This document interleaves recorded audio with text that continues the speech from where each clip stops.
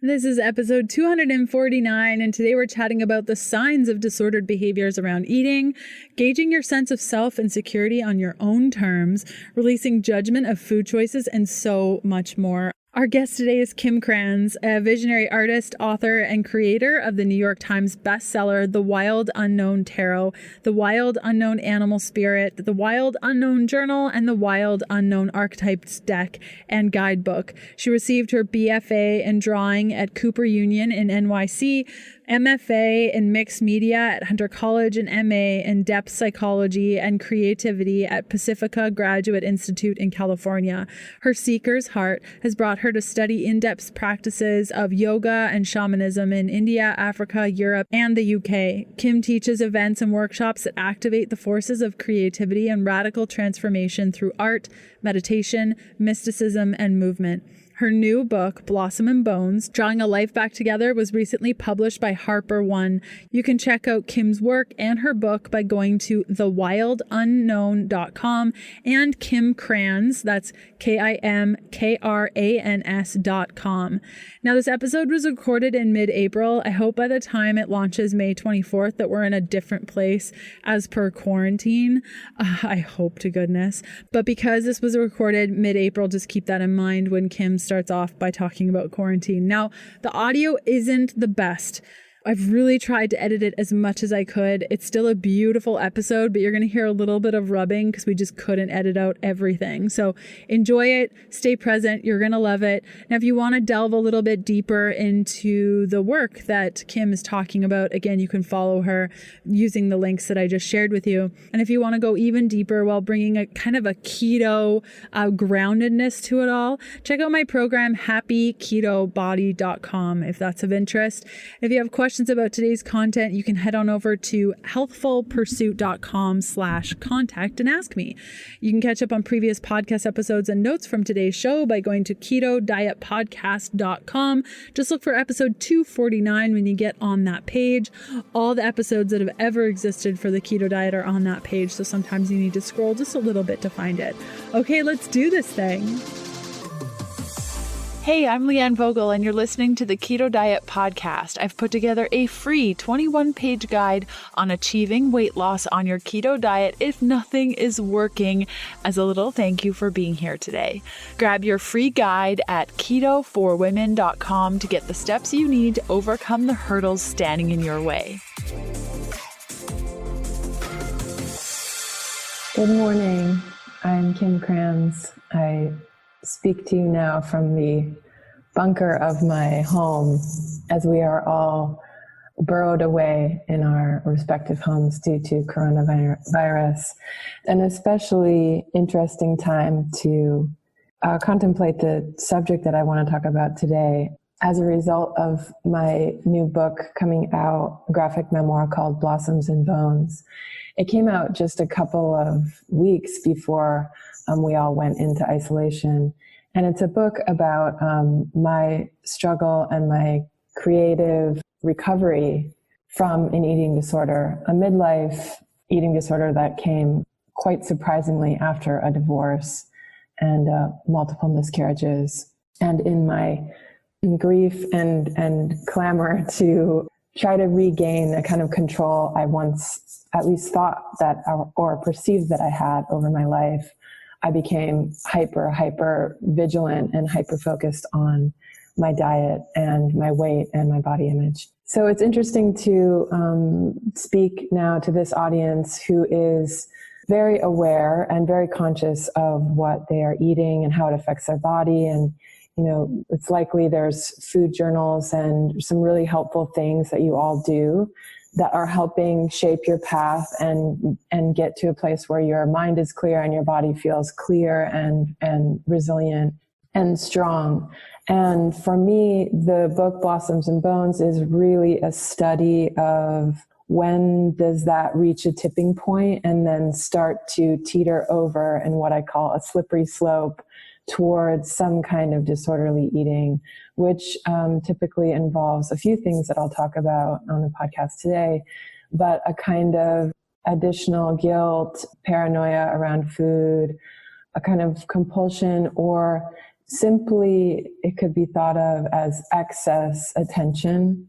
So I'm going to go through a couple of things that really helped me along the way.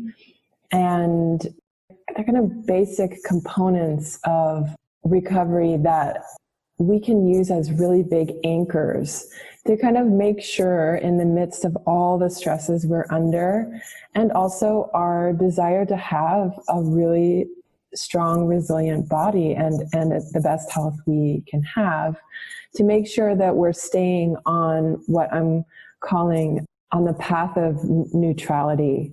So there's not a heightened charge around food. There's not the heightened sense of guilt or shame or a list of shoulds or a list of shouldn'ts that has additional weight to it.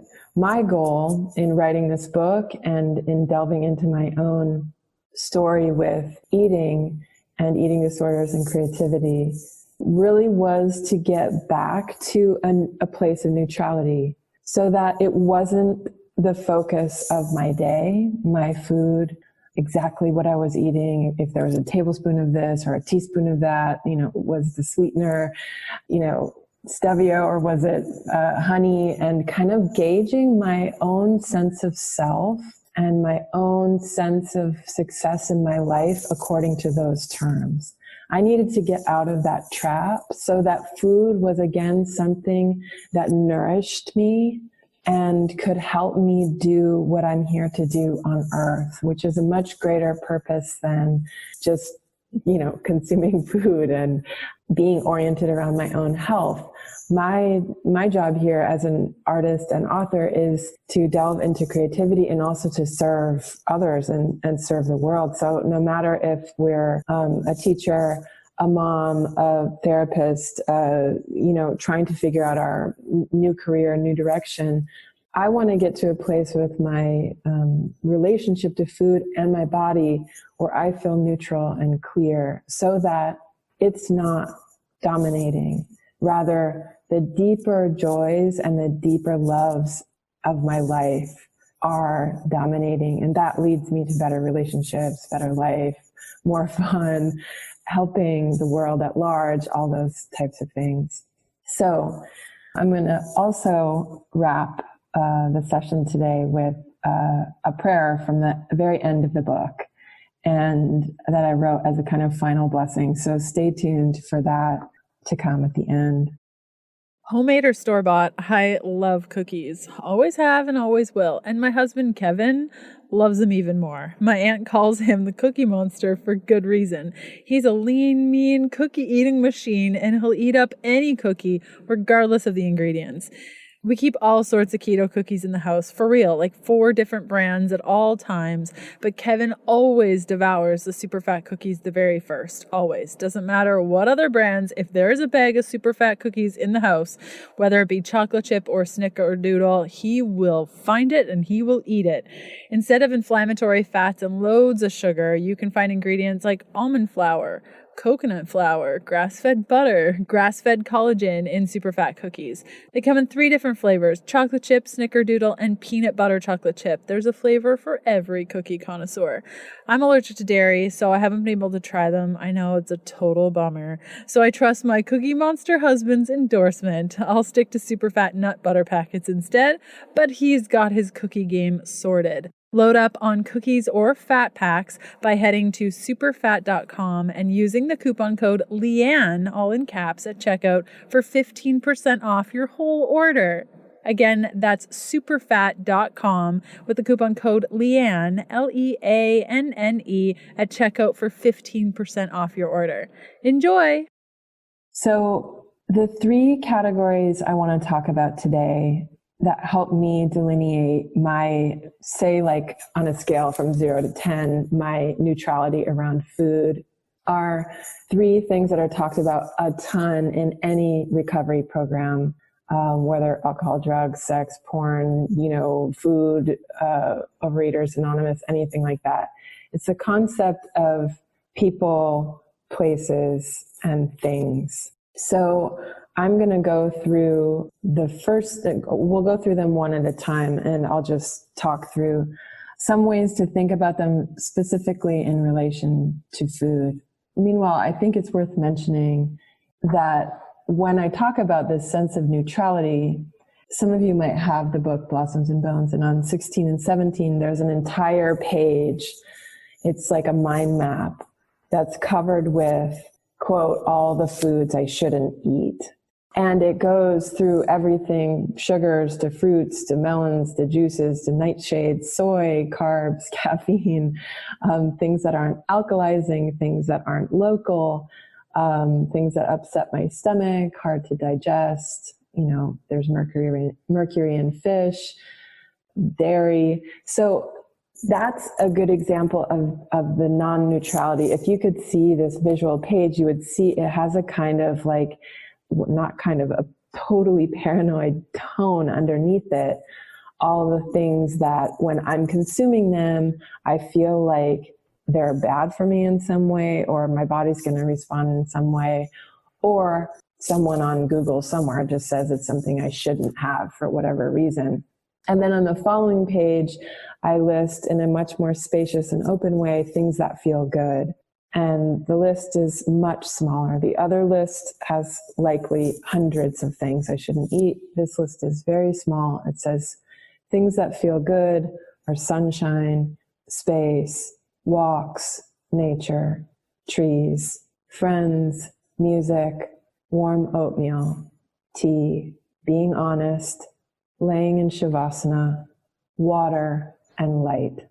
So as we talk about these people, places, and things, that's my goal, is to get to that second page, so to speak, which is more spacious, more neutral, and more allowing of things that simply feel good in my body. They feel good in the day-to-day life. So let's talk about people.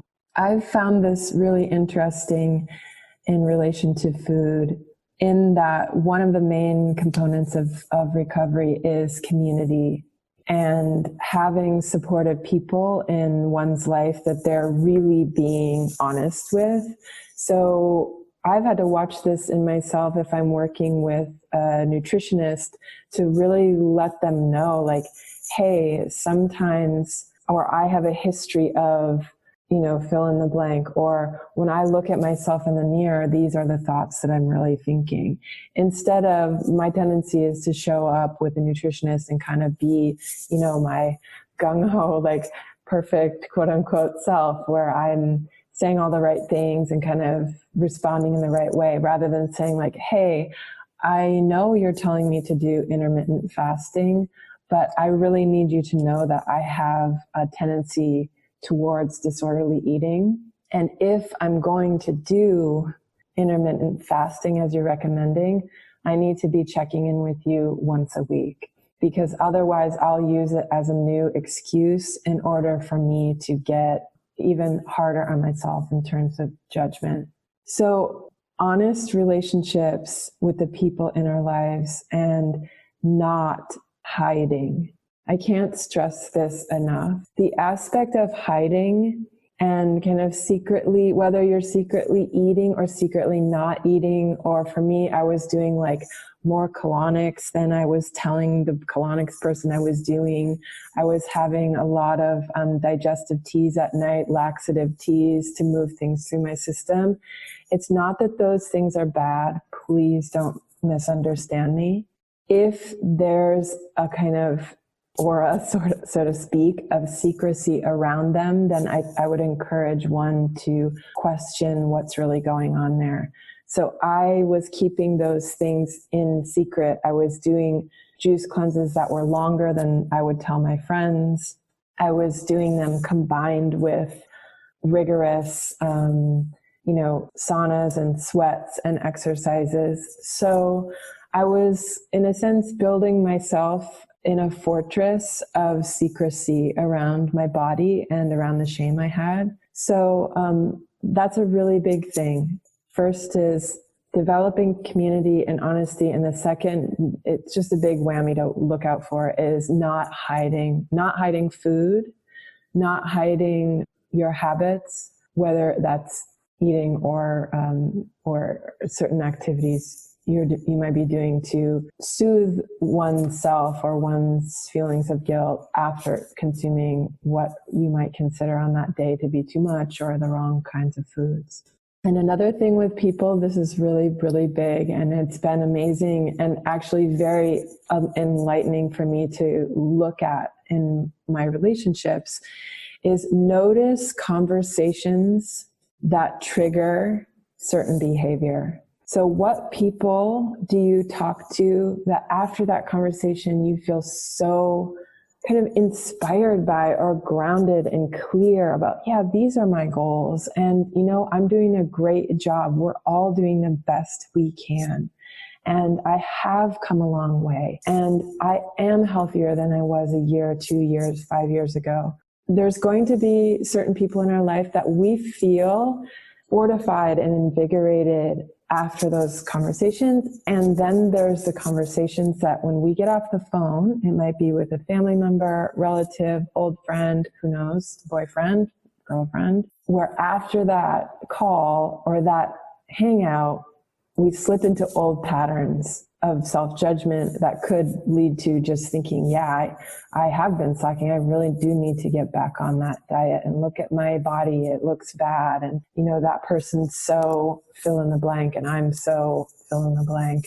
Or it could just be someone that simply, for me, it's a relationship that's not nourishing. Maybe it's time for me to move on. And so I'll get off the phone with them and I'll have an unsettled feeling, also known as just anxiety that's coming up in different forms.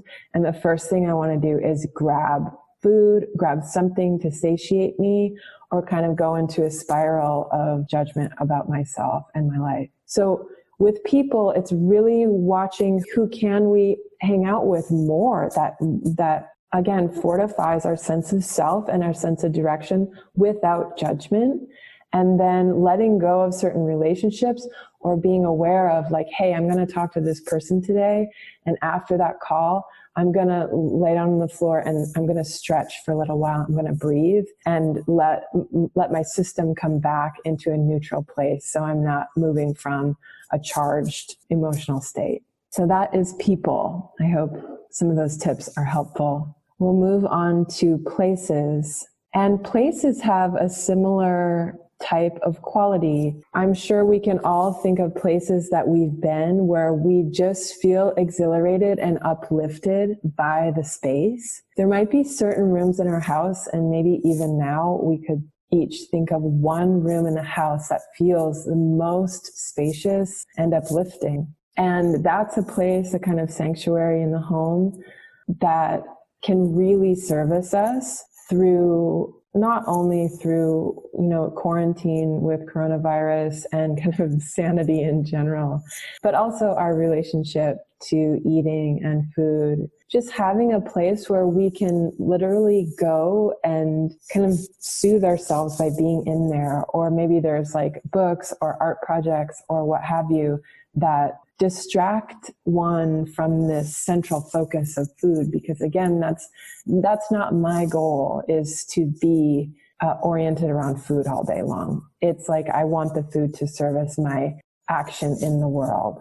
So for example, right now I have a room in my house that's a creative art studio, and there's a beautiful window that overlooks the trees. It's where I'm sitting right now. And right now, that's where I'm bringing my meals to, up in my studio. Because I'm aware that if I bring my bowl of whatever delicious, nourishing stuff I've got going on, I'm going to eat just that bowl. And there's so much stuff around me that I love that I'm going to get distracted and start reading or drawing or take a call with a friend or something. I'm not going to sit in the kitchen, eat, and then feel confused about the state of the world and then want more. And I'll be right there by the fridge. That's just, I know now that I've studied the concept of place. That's not helpful for me. So figuring out in your home and in your life, where are these places?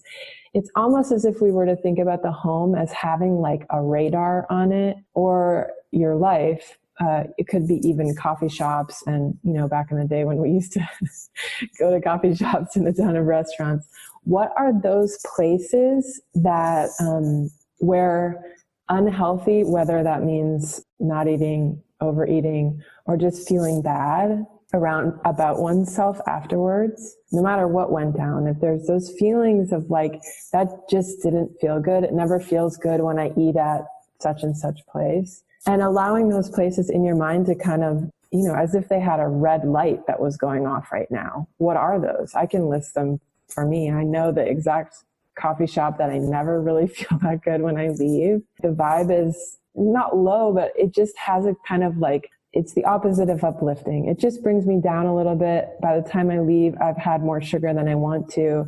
So just knowing those are the places that activate whatever kind of imbalances there are emotionally in me. And then having the awareness to know I'm in one of those places. So I'm going to get out of the kitchen. I'm going to close the door to the kitchen. I'm going to go outside. I'm going to go for a walk. And using this concept of place to uplift us and to get clear, rather than staying in it and trying to fight it with our mind or our willpower. I really hope you're enjoying today's episode. I'd love to see where you're listening from. You can snap a pic and tag me at Leanne Vogel or leave a review for the show on your favorite podcast player. It helps me out tremendously. Okay, back to the good stuff. Okay. The last thing is a big one. It leads me back to the book and back to creativity and my spiritual practice, which is also woven in and out throughout this book. It's things. So things could be objects, of course, but things in this context that I'm speaking of today have more to do with activities and actions. And so again, I know each of us have, and maybe some are more clear about this than others, but each of us has a reason that we're here that's beyond just calorie counting or making sure we're the perfect weight or what have you.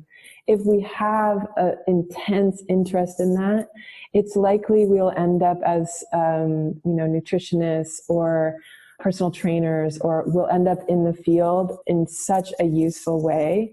But there's that flip that goes between thinking about oneself, and once you're a coach or you're a nutritionist, you're thinking about other. So it's really important to find these things that move us out from this hypervigilance and shame into a more open and spacious and generous place. So for me, that is art making and drawing, and also meditation and spiritual practice, which I'll get to in a moment. And in Blossoms and Bones, the study of this drawing practice, I actually use drawing to explore the tension that I'm feeling with the eating disorder. So basically, I had done such a good job of I had my spiel about that I would give to therapists or nutritionists, doctors, and I wasn't being really honest about my eating disorder. So no one was taking me very seriously, and I kept finding that I was hitting bottom after bottom after bottom, and I couldn't figure out how to move forward. I was living in LA at the time, and the wellness industry, as many of you might know, is really, let's just say, sensationalized there. It's all over the place. And I wasn't at a place mentally where I could cope living there. And so I had come to New York to teach a couple of lectures on some of the books that I had written. And I basically didn't get on my plane back to Los Angeles. I saw in the morning in a hotel that I was staying in the severity of my eating disorder, and knew that it wasn't going to get any better until I made a change. So I didn't get on the plane. I took a bus up to an ashram on the East Coast, and I stayed there. I had plans to stay for the weekend to kind of, get myself together. And I ended up staying there for 6 months and nourishing myself neutralizing, as I was speaking about, my own mind and my perception of my body and what I was eating, what I was doing, and also sifting through the grief that I mentioned earlier after, leaving a 12-year marriage and moving through issues with infertility. So drawing, because I had not really let the therapists or anyone in on how bad the eating disorder was, when I got to the ashram, I turned to creativity. I turned to the activity that has held me since I was a teenager. And I simply decided, well, I'm going to draw this feeling. And so that's the theme in the book, is this concept of, quote, drawing the feeling. So yes, I was working with a doctor there. And yes, I was soothed just by the very, very simple, bland diet at the ashram, which was same type of meals at the same time of the day. That was at the time, at the peak of my disorder, that was really soothing for me. Didn't matter what it was, carbohydrates, who cares, anything. Just the nourishment of this simple food, eating with others, and not hiding with my food was really powerful. So, and then I added this practice of drawing the feeling, and I started to draw the actual sensation of craving and insatiable, just like that kind of knot that might be in some of us to greater and lesser degrees. And I started a 30-day practice. Okay, I'll draw this for 30 days. And then it turned into 40 days. And by the end of 40, it had become an entire graphic, which means an illustrated memoir. So it's all drawn. The narrative is all drawn, called Blossoms and Bones, which is the book that I've been referring to. And the subtitle is Drawing a Life Back Together. So that was the quote unquote thing for me. That was the activity that brought me back into coherence with myself and my relationship around my body, and allowing myself to go through whatever I needed to go through and to be kind to myself.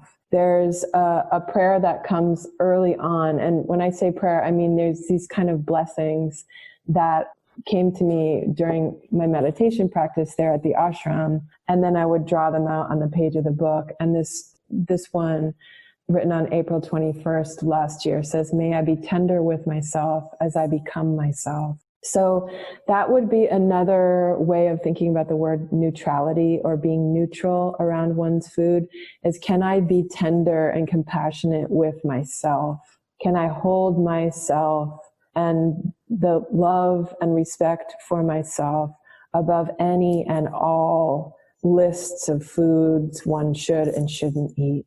And so I continued with this process of drawing the feeling, and it led eventually, as I said, to an entire book kind of emerging out of what felt like nowhere. I didn't plan to write a book, but the book became a really fascinating study of this, quote, slippery slope, where I actually draw out the spectrum of disorderly eating, where it starts, one end of the spectrum starts at awareness, thoughtful, mindful, selective, deliberate, intuitive, clean, finicky, and then it starts to slip down the slippery slope towards more imbalanced descriptive words like judgmental, skeptical, regretful, vigilant, controlling, ashamed, afraid, scheming, hiding, binging, purging, and as we get down to the bottom,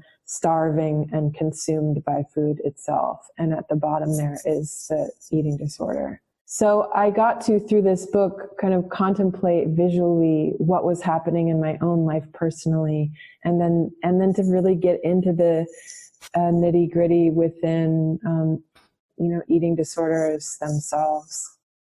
Today's show is brought to you by Four Sigmatic, the makers of my favorite magic elixirs, like the Lion's Mane Elixir. Add to coffee, your morning tea, smoothies, shakes, you name it, and watch your anxiety go down and your cognitive function increase. Each of their elixirs are formulated to support various aspects of your health and wellness, from brain function to energy production, relaxation, and more. They're easy to travel with, you can add them to any liquid, and they're pretty tasty too.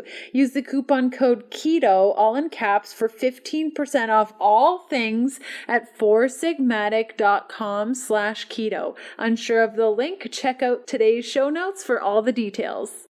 And another thing that's holds the book together and honestly held me together during this time is my relationship to meditation and yoga. At the time of writing the book and, for the last several years of my life, but now more than ever, and I think especially now, being in social distancing, more than ever is this opportunity to close the eyes, sit for 5 minutes a day, 45 minutes a day, whatever one can do, and find a way to let the nervous system settle. We digest better when the nervous system settles. It's supposedly the parasympathetic nervous system is thought of as rest and digest. So getting my system to come back online and actually digest well was a really big hurdle to get over. And that simply had to do with breathing, slowing down, finding space, walks in nature, things that have enough spaciousness around them so that I can, or one can, or we can find and allow really our bodies, which are always aimed towards healing, to heal, to do their work, to give them space, to give them time. So again, there are those activities I can list in my life that are the things that don't do those. One is just too much time on my phone. And another is too much time on my computer, kind of this zombie stare that I feel like I'm quote unquote working if I'm looking at my computer. And it's not helpful. I can get in a contracted space. I can start feeling overwhelmed by all there is to do in my life and all the deadlines.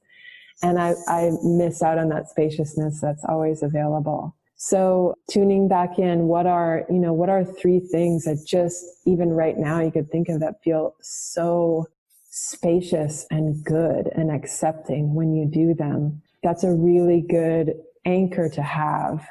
And perhaps as I close this talk, we could even list 3 things for each of the categories. What are the 3 people that I feel uplifted by? If you can't think of 3, you just think of 1. It can be a pet. It can be someone who's passed. It can be someone that you just conjure up in your mind when you need like that additional support and upliftment. And then places, you could think of 1 to 3 places in your home, in the world. When we eventually get back out into the world, where do you want to visit first?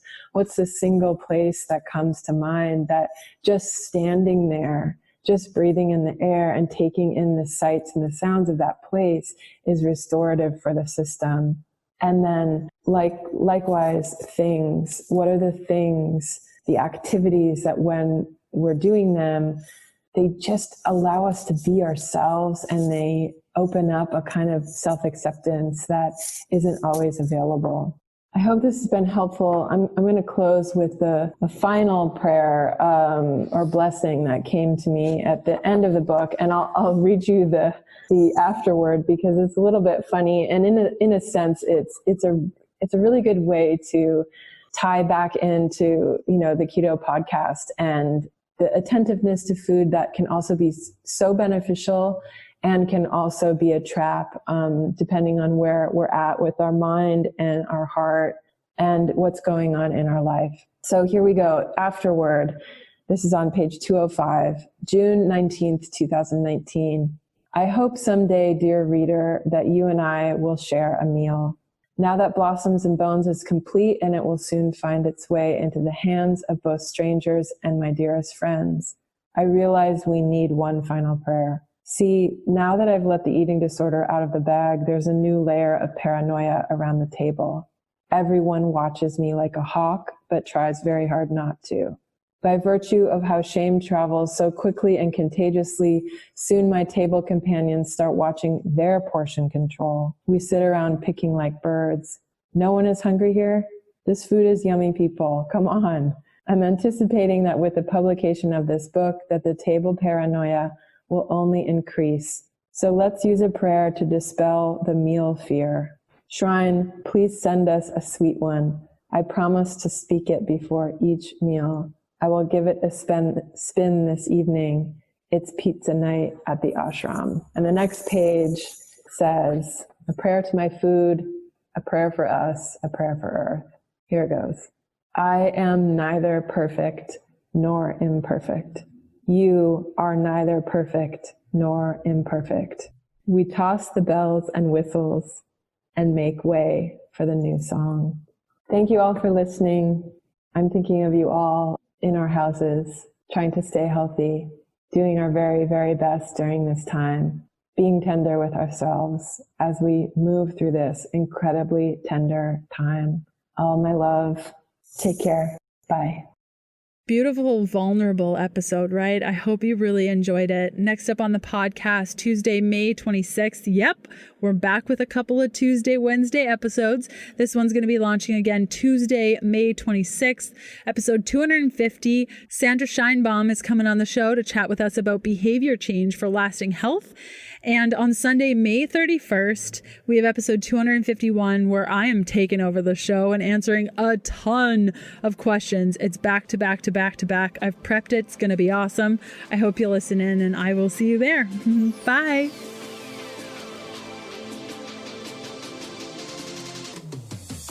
Thanks for listening to the Keto Diet Podcast. Join us again in a couple of days to discover more Keto for Women secrets for your fat-fueled life. The Keto Diet Podcast, including show notes and links, provides information in respect to healthy living, nutrition, and diet, and is intended for informational purposes only. The information provided is not a substitute for medical advice, diagnosis, or treatment, nor should it be construed as such. We cannot guarantee that the information provided on the Keto Diet Podcast reflects the most up-to-date medical research. Information is provided without any representations or warranties of any kind. Please consult a qualified physician for medical advice and always seek the advice of a qualified healthcare provider with any questions you may have regarding your health and nutrition program.